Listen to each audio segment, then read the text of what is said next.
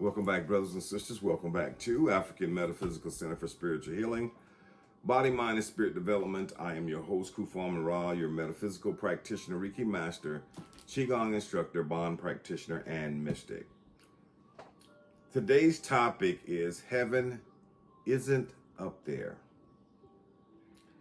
Heaven isn't up there. It's a state of consciousness you merge into. Let me say that again. Heaven isn't up there.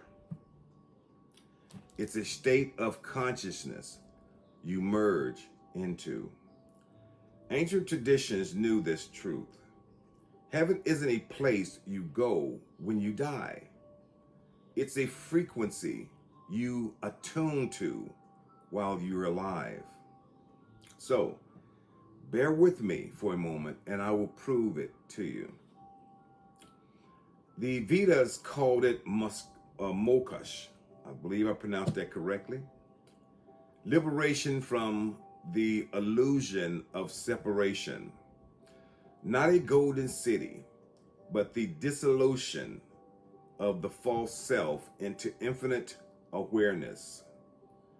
Kemetic mysteries spoke of the duat, not clouds and harp, but a journey through consciousness where your heart is weighed against a feather.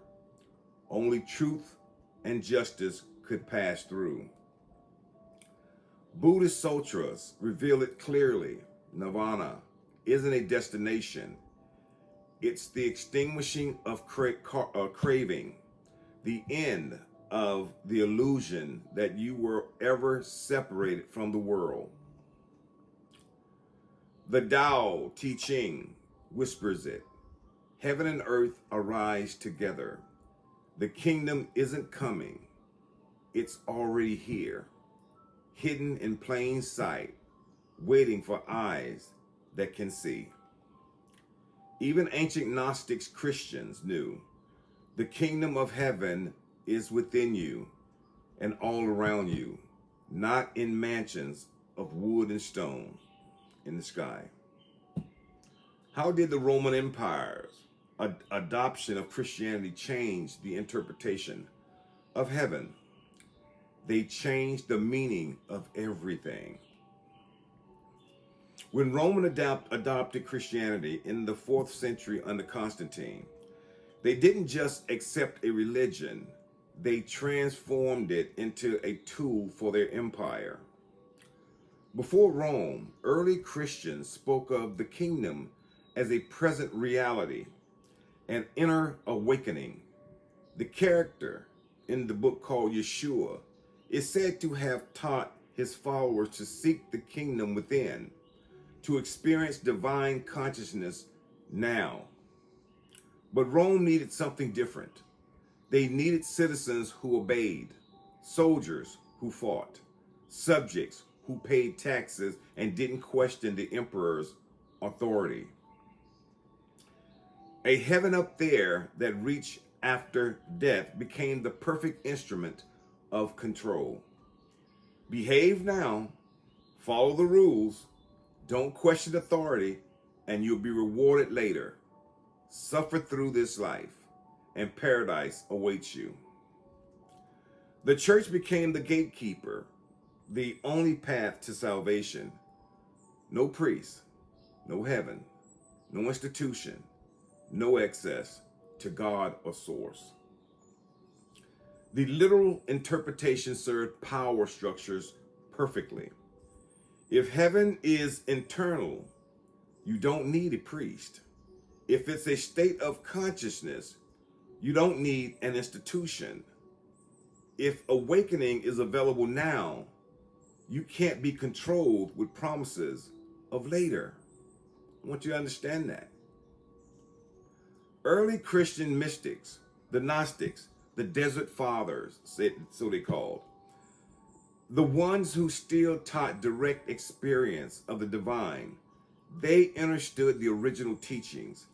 Heaven as present awareness, Christ consciousness as something to embody, not just worship from a distance. But those texts were burned at the Council of Nicaea in 325 AD. Those teachings were declared heresy. Those who spoke of inner knowledge were silenced, exiled, even executed just for mentioning it. What remained was a religion of waiting, of external salvation, of a paradise postponed until you're safely dead and can't come back to complain about it. Rome didn't just change Christianity, they inverted it. They took a path of liberation and turned it into a system of control. They took the kingdom of heaven is within you and made it a distant reward for obedience. The ancients across every tradition pointed to the same truth. You are not separate from the divine. Heaven is not a reward for good behavior. It's the natural state you return to when the illusions of this world falls away. Modern religion made heaven distant to make you dependent. The ancient path makes heaven immediate to make you free. Heaven was never about waiting for death. It was always about waking up to what you already are: infinite, eternal, home. The ancients didn't promise escape. They offered remembering. So wake up and remember. Thank you for stopping by. Ashe, ashe, ashe.